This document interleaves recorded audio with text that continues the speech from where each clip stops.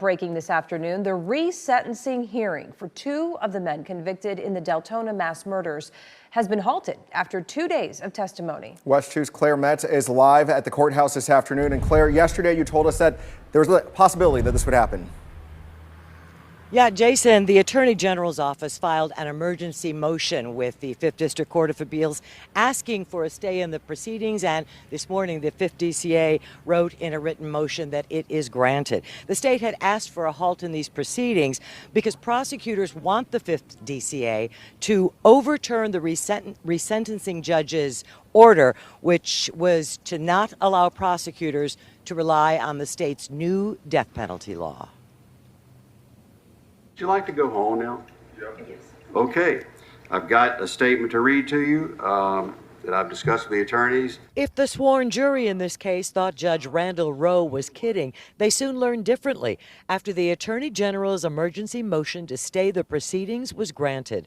The judge didn't tell the jury what led to the halt in the resentencing trial, only that there is a pause and that they are at least temporarily going home.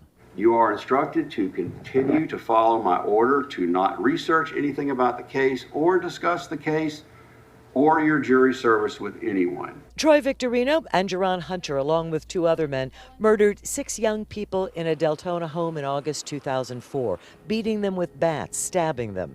Victorino and Hunter were sentenced to death, but the sentences were overturned in 2017 because the jury recommendations were not unanimous. A week ago, a new death penalty law took effect, allowing juries to recommend death with an 8-4 vote. However, Judge Rowe denied the state's motion to rely on that new law. Prosecutors have appealed that denial to the 5th District Court of Appeals. The higher court hasn't taken it up yet, but has halted proceedings until they do. Judge Rowe has concerns about the still impaneled jury being exposed to media while on a break for an unknown length of time. I suspect 15 jurors are going to want to know how long their lives have to be put on hold for this matter. Days, weeks, months. The judge couldn't give them those answers, just excuse them, the state, defense, defendants, until further notice.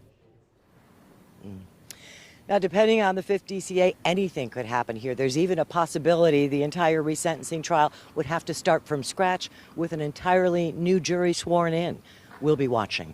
We're live in DeLand, Volusia County. Claire Metz, WESH 2 News.